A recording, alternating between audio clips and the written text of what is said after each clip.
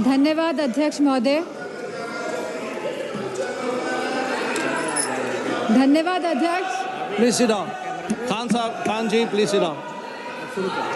धन्यवाद अध्यक्ष महोदय। लोकतंत्र के महत्वपूर्ण विषय पर बोलने का जो आपने समय दिया, जहां हम आज चुनाव सुधारों पर चर्चा कर रहे हैं। इनको बोलने दो, प्लीज लिसन टू हर। चुनाव आयोग एक संवैधानिक ढांचा है जिसे निष्पक्ष तरीके से काम करना चाहिए, लेकिन हाल में देखने को मिला है कि ये चुनाव आयोग पूरी तरह सरकार के इशारे में काम कर रहा है, या यूँ कहें कि पूरी तरह समर्पित होकर सरकार के लिए काम कर रहा है। हमने उत्तर प्रदेश के उपचुनावों में देखा है कि किस तरह वोटों की धांधली हुई, कि किस तरह बीजेपी ने मनमानी करी और लगातार चुनाव आयोग को शिकायत करने के बावजूद भी चुनाव आयोग ने कोई भी एक्शन नहीं लिया। और इसी के साथ यह भी देखने को मिला कि पुलिस खुद सादे कपड़े पहनकर वोट डालती नजर आई बूथ के अंदर, लेकिन चुनाव आयोग ने कोई भी अधिकारियों के खिलाफ कार्रवाई नहीं करी।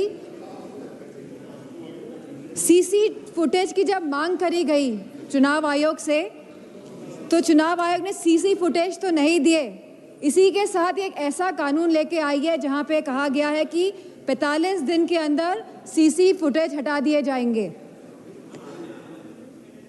चुनाव आयोग पूरी तरह से पूर्ण तरीके से पक्षपाती स्वरूप में नजर आ रहा है, और ये हम इसलिए भी कहना चाहेंगे कि चुनाव आयोग का जो ये स्वरूप बदला है वह इसीलिए बदला है जब से चीफ जस्टिस ऑफ इंडिया को हटाकर यूनियन मिनिस्टर को अपॉइंटमेंट ऑफ इलेक्शन कमीशन में लगाया गया है।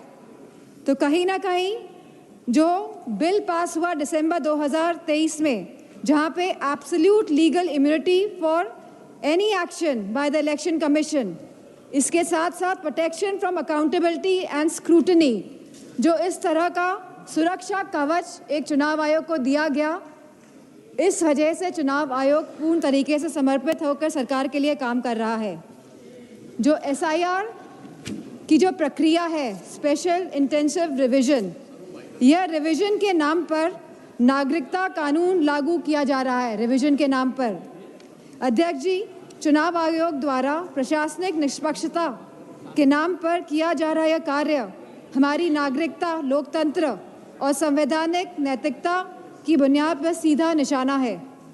जहां चुनाव आयोग को समय समय पर मतदाता सूचियों के पुनरीक्षण का अधिकार है और वह ये निरीक्षण करता भी है एनुअल समरी रिवीजन एएसआर के द्वारा, वहीं इस एसआर की अभूतपूर्व बात यह है कि एक ऐसी संस्था द्वारा नागरिकता का प्रमाण फिर से मांगा जा रहा है जिसे कानूनन इसका अधिकार प्राप्त ही नहीं है। अब तक चुनाव आयोग एक ऐसी संस्था रहा है जिसका उद्देश्य हर मतदाता को शामिल करने का रहा है, लेकिन इस एसआईआर के माध्यम से मतदाता को शामिल करने का यह सिद्धांत उलटकर बाहर करने की दिशा में तब्दील होता जा रहा है। जहां बिहार में एसआईआर कराया गया और लगभग 80 लाख वोटर्स को डिलीट किया गया, और यह सूची आज भी उपलब्ध नहीं हो पा रही है कि 80 लाख वोटर्स आखिरकार कौन थे। वहीं एसआईआर के बाद भी अंतिम मतदाता सूची में लगभग 14 लाख से अधिक डुप्लीकेट वोटर्स पाए गए, और इसमें भी लगभग 3.5 मतदाताओं के दोनों वोटर आईडी कार्ड पर एक ही विवरण दर्ज कराया गया है। अब ये एसआईआर की प्रक्रिया उत्तर प्रदेश में भी चल रही है, जहां बीएलओ को कोई भी प्रशिक्षण नहीं दिया गया है, जहां लगभग 10 से ज़्यादा बीएलओ ने काम के बोझ की वजह से आत्महत्या करी है, और वेस्ट बंगाल में भी लगभग 20 बीएलओ ने आत्महत्या करी है। तो कहीं ना कहीं जहां इन बीएलओ को प्रशिक्षण नहीं दिया जा रहा है और जिस तरह से ये एसआईआर की प्रक्रिया को अंजाम दिया जा रहा है, कहीं ना कहीं ये वोट काटने वाली प्रक्रिया साबित होती जा रही है।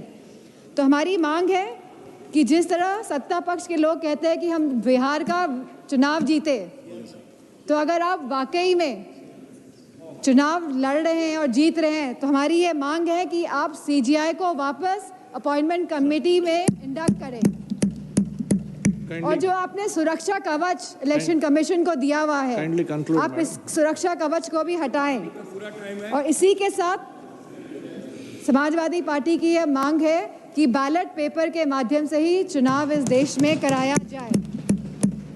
और जिस तरह के मॉनेटरी बेनिफिट्स जब चुनाव किसी राज्य में चल रहा है आप बैंक खातों में पहुंचा रहे हैं, तो मेरा यह मानना है कि कहीं ना कहीं ये वोट जो लोग डाल रहे हैं, वोट डालने में भी इसका इफेक्ट होता है, तो इसे बंद करा जाए।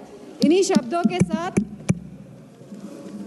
मैं ये बात भी कहना चाहूँगी कि ये जो नागरिकता कानून है, जो ये SIR जो ये लाया जा रहा है, इसे हटाया जाए, जिससे कि सही मायनों में लोगों के वोटों का अधिकार सुरक्षित रह सके। धन्यवाद। धन्यवाद।